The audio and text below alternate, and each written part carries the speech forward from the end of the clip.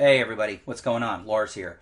Tonight is the first review video for the first set of slides for Python methodologies for data science. We're in pretty good shape because we already met. We've had our first class last night, and a lot of the things you see in this video are going to be some of the things we went over at the end of class. So I don't want you to think these videos are always going to be repetitive, blah, blah, blah. But tonight we're going to go over some of the stuff you saw last night, but you'll see as these things go on, and hopefully I'm going to be getting you the second one tomorrow because, like I always say, I like to front load the resources so you have them all and you can use them and get ready for the assignments and the quizzes. And because we're a summer session, things are going to be moving quickly. Already I looked at the schedule, and Unit 1 is going to end next Thursday. So tomorrow is Thursday, June 1st, and we're going to end the unit on June 8th. So really, we're already down to a week. I want to make sure you get all of these resources. So what I hope to do, plan to do anyway, is get you this video tonight, Wednesday night. Then I'm going to hopefully do tomorrow's video for the second half of the slides. Tomorrow night, get it to you. And then Friday I'm going to be busy because I have to prepare. I've got this professional development workshop thingy I have to do Saturday, blah, blah, blah, blah, blah, blah, blah. And hopefully I'm going to get you a third video on Saturday. Now that third video won't really be a review of the slides. It's going to be a special video that I usually do in the first unit where I just start from scratch and I quick whip up a program for you to check out. Usually I do what's called a change program. You give a whole bunch of pennies and then you say how many quarters, how many dimes, how many nickels, blah, blah, blah. And I just like to give you guys something as an example to see what to do when you have a problem and you have to start from scratch and just go ahead and code it up. But tonight we're going to do the first review video. Hopefully get all of this out of the way and get you started down the road for Python, all right? So let's get started. The first thing I want to do, and remember, if you have any questions at all, go on forums. Put them in the Q&A section for Unit 1. Send me email, biglars@cs.rutgers.edu, because I don't want you left out in the ocean. I want to make sure you have stability. You know there's always a place to get answers to questions. You know when all the deadlines are. You know what everything is happening, what and when and how and blah, blah, blah. All right, so let's get started. First thing I'm going to do is I'm going to fire up my idle. Hopefully you set up idle and Python on your desktop. I'm going to just double-click that, and you can see I'm using Python 3.4 still. I have 3.5, and I have some other things loaded, but I still use the 3.4 because for our purposes, 3.4 is fine, and I know all my libraries that I preloaded work with it. I have an idle desktop. I almost don't want to do this, but if you go wherever your Python is set up, and I know I'm using 8.1 for Windows because I didn't see a reason to upgrade to 10. So if I go to, I have a directory called Python 3.4. So if you go here and you go to the lib directory and you go down, there's something called idle lib. This is where your idle is, okay? So you can see down here, idle, the py file, that's idle. Idle, the IDE for Python programs, is actually written in Python. Okay, so if you take this file right here and drag it to the desktop, then you'll have an idle icon on your desktop. Mac people, Linux people, you're on your own. You got to figure out how to do it. All right, actually a Mac, you right-click on it and say Make Icon. So you can do all of that stuff. All right, so my icon is right there, and I have an interactive window right here. Let me put it in the middle of the screen.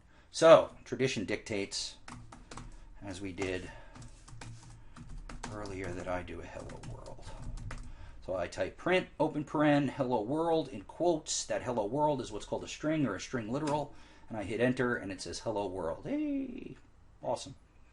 So now in the interactive window, if I wanted to, I can set some variables. I can say A is equal to 5. Remember, that's not equal to. I shouldn't say that. I've assigned the value 5 to A.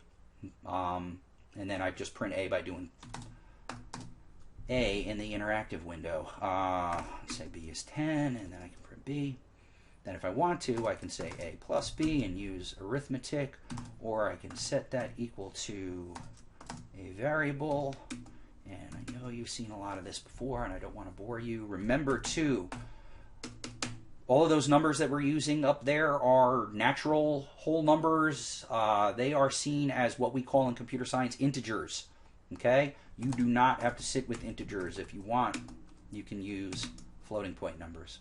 Okay? Now, the way to tell the difference is you use a function in Python called type. So if I say type A, it'll come back and say class int. And that tells me int for integer. If I did the same function on D, which I just created, it's going to tell me class float because I have floating points, okay? Python is what's called a dynamically typed library. When I give it a whole number, it's going to guess that it's a whole number and make it an integer. When I give it a number with a decimal point, it's going to know that it's a float. It's going to store it as a float. If I give it alphanumeric characters between either double quotes or single quotes, it's going to know that it is what we call a string. And if I do a type on W, it's going to tell me str for string. So these are the beginning data types that we're going to play around with when we first start computer programming programs. Basically, there's one left, and we're going to deal with it in the second unit, booleans. Booleans are a special kind of variable that are either true or false, and you're going to see how we use them later. Right now, for the purposes of this video, all we really have to deal with are integers. We don't really deal with floating points, but we will later, and strings. You can have strings in variables, or you can have string literals, where similar to our print function up there, we just, gave it the string that we wanted to print out, okay? But right now, we're just using the interactive window. It's almost like having a little calculator on hand, right? I mean, if I want to do some simple math, I can do things like that. But I'm not really creating a program. I'm not really taking my logic and putting it somewhere where I can save it or bring it back and use it again and boom, boom, boom. So we want to do that. So in order to do that, I'm going to come up here to the menu, and I'm going to say File, and I'm going to say New File. And what idle's going to do is give me a blank file, okay?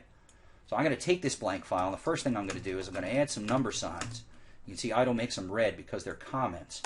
And I'm going to say author, Lars. You put the date. Some people put the date. And then I'm just going to say program to play with arithmetic, because that's what we're going to do. Okay? Now, anybody who brings this program up is going to see I'm the author, and they're going to see that it's programmed to play around with arithmetic, all right? Because I do not want to anger the computer programming gods, we'll just start with Hello World for our first program, okay? You can see that idle took that print and made it purple because it's a function, and it took the string literal Hello World and made it green because idle makes strings green. You can see that it makes comments red. This comes in handy. It seems pretty simplistic now, but it comes in handy. So first thing we're going to do here is we're going to save our program. I can do that by saying File, Save, but as you can see, we're going to start using Control-S pretty soon because it's an easier way to go about our business. All right, what I'm going to do is I'm going to come up a level, and I'm going to go to Python Data Science, and I think I made a Shama 2017. I did. Unit 1, and we're just going to call this Rev 1. All right. I'm using idle, so as you can see, it says Save as Type Python file.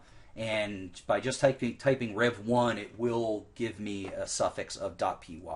So things will be good to go if I do that. And you can see everything up here, the directory that it's in and the name of the program, okay? So now, if I want to run this program, what I do is I go to Run, and I click Run Module. In Pythonese, we call programs modules. Don't worry, the terms are pretty much interchangeable. This is a Python program, but idle's going to refer to it as a module. So I'm going to say Run Module. When I do, it's going to put the output here in the interactive window. So I have my program over here on the right-hand side of this operation, and over here in the interactive window is where my output is going to go at this time. And I just printed Hello World, so everything is good. But I don't want to just do that. What do I think I want to do is I'm going to say num1 equals 20. No, make num1 equal 23. And then num2 equal to, let's say, 10. So now I have two variables, one called num1, one called num2, and I have assigned these values to them. These values are integers. So now when I use num1 in an expression, it's going to stand for 23. And num2 is going to stand for 10. So let's create some more variables. Let's say my sum is equal to num1 plus num2. Pretty simple. I didn't call it sum because sum is a function in Python. We saw some of this before. So now I'm going to say my diff equals num1 minus, minus num2. This may look boring, but don't worry, we will get through it. I will say my product, num1, ampersand, above the 8, num2. I'm going to say my quo for quotient, and I will say num1 divided by a little ratio, like making a little fraction, num2, and then the wild card, my quote 2, because I want to show you num1 floor division. Okay, and that's good enough for now. Now what I'm going to do is I'm going to print these results to the screen, because I'm not in the interactive window anymore. So I have to make sure I tell my program, go ahead and throw these to the output screen over there to the left, so I can see what they are. So I'm going to go my diff, my prod, my quote, and my quote 2. Okay, looks pretty good. I got hello world. I set 2 variables. Then I use these variables in different combinations with arithmetic operations to create some new variables, and then I print those new variables. All right, not good. Things should be good. One last time, I will do it the old-fashioned way. Save. You see the little asterisk went away there. If I alter the file, an asterisk comes up to tell me that it has not been saved. So then when I go save, all should be well in the world, okay? And then I hit run, run module. Hey, look at that. So we get hello world. Okay, let's do this so we can see things next to each other. I got hello world, and then I have 33. 33 is indeed the sum. 13, that is the difference. The product, 230. Definitely right. 10 times 23. Okay. Division, 2.3.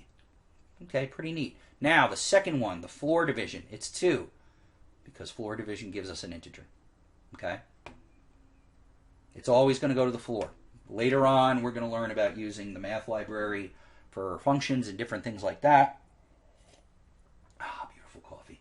And you're going to see, if you want, we can go ceiling week around differently. We do things like that. Okay? All right, so there's some simple arithmetic operations that we can use when we write our programs. Not the greatest shakes in the world, but we're getting there. There's 2 more things I want to do. I want to create 2 new variables. I'm going to call them my exponent, and we're going to raise num1 to the num2 power, and that's how we do it, with 2 asterisks, okay, which, you know, makes sense, because multiplication is addition on steroids, and exponentiation is multiplication on steroids. So instead of 1 multiplication, we have 2 multiplications. So it kind of makes sense if you think about it that way. Okay? And we're going to take a look at one more thing, modulus. And I'm going to say my mod equals num1. It is a percent sign, the operator for modulus, and then num2. And then we will see what we get. I will print my exponent and my mod. All right, so now I'm going to save, but I'm going to save the new way. I'm just going to hit Control-S. So you didn't see anything, but all of a sudden that asterisk disappeared up there. Here, I'll show you again. See the asterisk because it hasn't been saved? Control-S, boom, it's gone. And then I just hit the F5 key, and it runs things. Okay? So now let's take a look. I printed Hello World, which I did right there. Then I have my print of my original numbers, which are the same as they were up there. Now I have 2 new ones. I have my exponent. I have 23 raised to the 10th power, which is a big old number. Okay? And then I have my modulus, which is num1 modulus num2. Remember, modulus is poorly named. It should be called the remainder operator.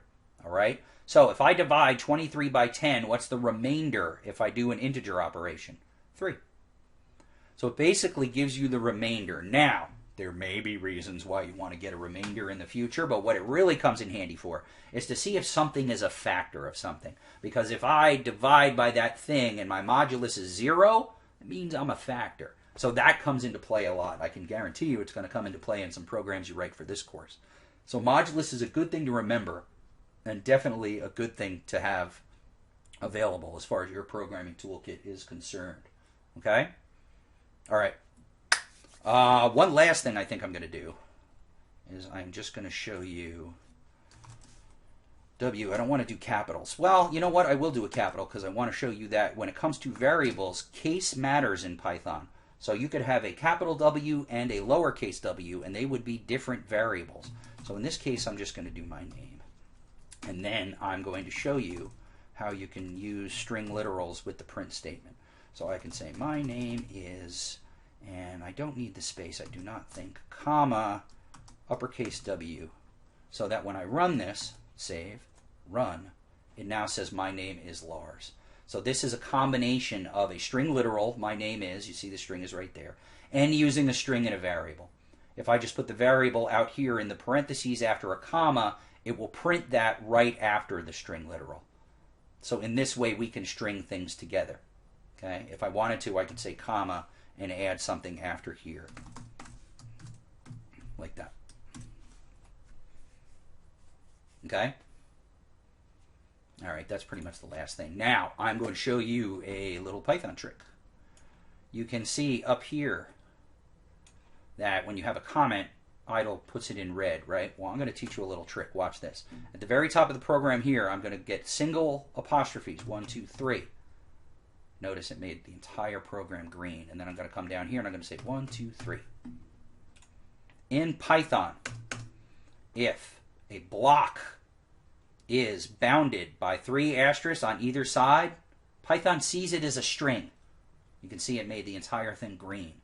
The key is this. If you have a string in the middle of a program, and you're not really printing it, and you're not really using it for anything, it just sits there. It's regarded. It's not an error, but it's not doing anything either. So what Python programmers do is use this technique to create long blocks of comments.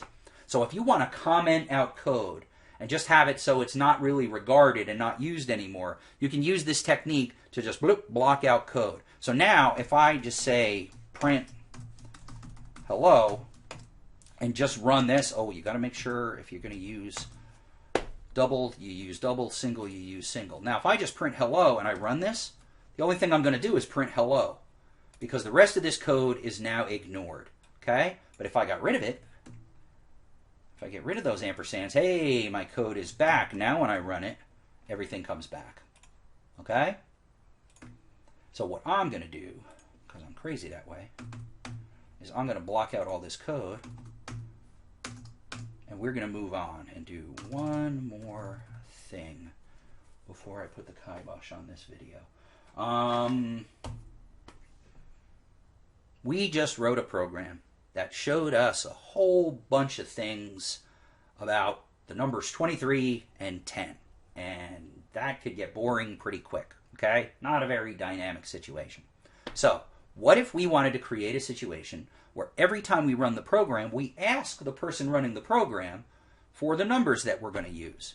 So basically what I'd like to do is I'm going to write a small program that takes a number and squares it.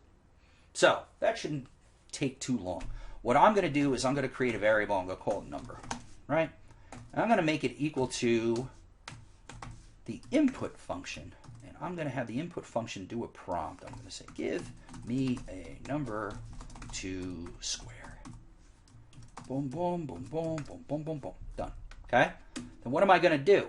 I'm going to create a new variable. I'm going to call it skew, S-Q-U, and I'm going to make it equal to number, ampersand, ampersand 2, because I want to square it. Okay? So now the variable skew will be assigned number raised to the second power. And then I will use a print function and print the number, comma, number, comma, start a new line. When squared is skew. Okay? So now, let's look over these 3 lines. I have a variable number. I assign it the value of the input function. When input runs, it will give us this prompt on the screen and wait for us to put in a number. When we put in that number will be placed in the variable number. That's confusing. Maybe I should use another variable name. Oh, already done. So, now I want to create another variable called skew. I want skew to hold the square of number. So I assign it just that. Number, asterisk, asterisk 2. So I raise it to the second power, put that value in skew. Then in this print statement, I print them both out. I say the number with a literal number when squared is squoo. Okay. So this should all work fine, right? Everything's great. Everything's normal. Everything is good in Dogpatch. It's not good in Dogpatch. Things are going to blow up. Let's find out. Give me a... Ooh, maybe it is going to work. Hold on. What number am I going to square? I'll square 15. Because I know what the answer is. Dun, dun, dun, dun, dun. That, my friends, is an error. Okay? You don't have to read it right now. You don't have to know what it means right now. When we get to the end of this course, you're going to be able to read that and know what it's talking about. But basically, I'm looking down here and I'm seeing unsupported operand type for POW, string or int or whatever, and I don't know what it's talking about. So I start looking at this code and I go, what's going on? Remember, at the beginning of this video, I said there was a neat little thing that we can do in the interactive window. And what you can do, and I'm going to pop back over here to show you, is that we can examine variables. So I got two variables. I got one's called number and one's called squoo. So let me type in number, and okay, I got 15. Let me try squoo. Squoo, it says, isn't defined, so something's crazy. But I've got number, but number's a little bit hinky. You see that with the apostrophes on the either side? So now that I am an experienced Python programmer and I know about the type function, I can say, wait a second, and do a type on number. What does it come back with? Class string. And that's my problem. My problem is that when you use the input function, it returns a string. So the string version of the number 15, almost like it's a sign. It's not a number we can use. It's like a name or a word or something like that. The string version of 15 is put into number. So when I try to do an arithmetic operation on a word, it tells me to go pound salt. And that's basically what the type error means. It's an unsupported type for exponentiation because you tried to use a string. Okay? You got to use a number, silly. So it's basically telling me, hey, you're using exponentiation here. I want to see an integer or I want to see a floating point number because I work with numbers. So that gives me the issue that I have to make sure number is an integer or a float. So what do? I use a process called casting. And I use the int function and wrap the entire input statement in that. So after the input statement runs and I give it a number, this int is going to take that string and, if possible, and it will be because we'll give it a number, turn it into an integer and place that integer into number. Then when we come to this line, number will be an integer. So when I try to square it, it should work properly and put the square into squoo, and then I will print things out. Okay? If the programming gods are with us, this should work. I save, I run. Oh, give me a number of square. The tension is killing me. 15. Well, now things work. The number 15 when squared is 225. Okay? So that problem right there was that when we use input, it returns a string. We wanted to make sure it was an integer. So remember, certain operations only work with certain data types. In this particular beginning of the unit, we're really only thinking about 3 data types. We're thinking about integers, we're thinking about floating point numbers, and we're thinking about strings. And we're using strings in our programs. All right? All right. Good. This will become a tradition, as you will see when you watch future videos. But we are going to uncomment everything and run it all. It's called the grand finale. So the grand finale for this program, not going to be the most exciting thing in the world. Give you a number, I sure will, 15. And there you go. That's the grand finale for today's video. All right? Like I said, not the greatest shakes in the world. You do not have to type in any of this code. Because what I'm going to do is I'm going to save it and I'm going to put it up on Sakai. And it's going to be in your Sakai Resources in your Unit 1 folder for you to take and play with and use. And even if you watch this video a second time, you can follow along and do something along those lines. There is one thing I'm going to do, one very last thing I'm going to do, and I'm going to make sure that this is saved, and I'm going to get rid of it. I'm even going to get rid of this, okay? It's the end of the day. I got to take out the garbage. I got to walk the dog. I'm going to bed, whatever, blah, blah, blah. Come down in the morning, and all of a sudden I hit my head. I go, oh, my God, I want a square 71, okay? Well, now, what could I do? I could fire up my idle, and I could type the command in on the interactive window. Okay, I could hit File, New File, and I could rewrite that entire program. Okay, I could do that, but this is the point. We write programs, so now what I do is I just go to Open. I go to Python for Data Science. I find our Summer 2017 folder. I find our, oh, I went to Spring. My bad. There it is. And I go to Unit 1, and look at that. Rev1.py is sitting right there for me. I hit Open, and look at that. It brings it back for me. So now I got that squaring problem licked. I can run it anytime I want. So what I'm basically going to do, so I don't go crazy, is I'm going to zots out that code, and I'm going to zots out that code. I'm going to rerun it. And look at that, I got my program back. 15, 225, yay. So I'm not a liar. I'm going to square 71, 5041. Okay? So, 50, what is 5041? Benny Agbayani and Tom Seaver. So, that's the whole idea when we do programs. It's so that we save them to our hard drive, to a permanent store of memory, so we can go back and get them again and bring them back and alter them and reuse them and do things along those ways. That's why we're doing programs. It's possible to do programs in the interactive window, but then you don't save them. You want to make sure you write modules or you write programs so that you have that file on your hard drive, .py, so you can bring it back and play with it and redo things. Okay? Like I said, this is going to be in your Sakai Resources. If you go to here we go, Sakai, and you go to Resources, boop, and you go to Unit 1. Right now it's just got the slides in there. I will put rev1.py in there, along with a link to this video. But you know that already because you're watching this video. So don't worry about that. You've already got that problem taken care of. All right? So that's basically the beginnings. That's the first half of the review video. I think I'm going to put this guy to bed. Announcements. We're just getting started. Read the slides. Steep in it. I mean, technically, this is only day 2. So don't freak out. You've got time. This is a process.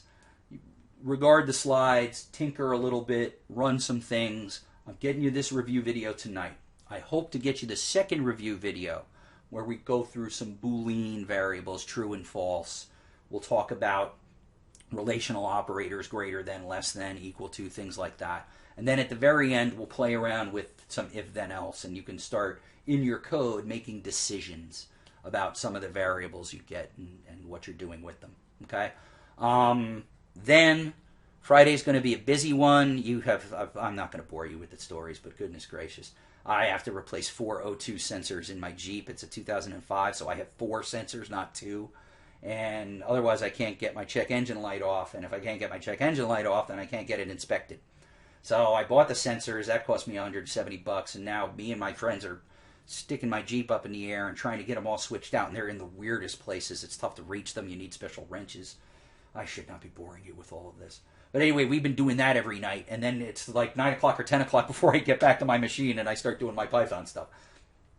Tomorrow night, though, I hope to get that Boolean video done for you and get you that, because that's going to represent the bulk of the resources for Unit 1. You got your slides, you got your Zell readings, you're going to have your 2 review videos, you're going to be ready to rock and roll. And then Friday, probably during the day, I'm going to release the homework assignments. So then you'll have them to work on over the weekend. I want to make sure you have the 2 review videos and then the assignments to work on over the weekend, so you can do that. Then at some point over the weekend, I'll drop the change program on you, so you have something to watch and to see how, how we really quick just whip together a program and do something like that, okay?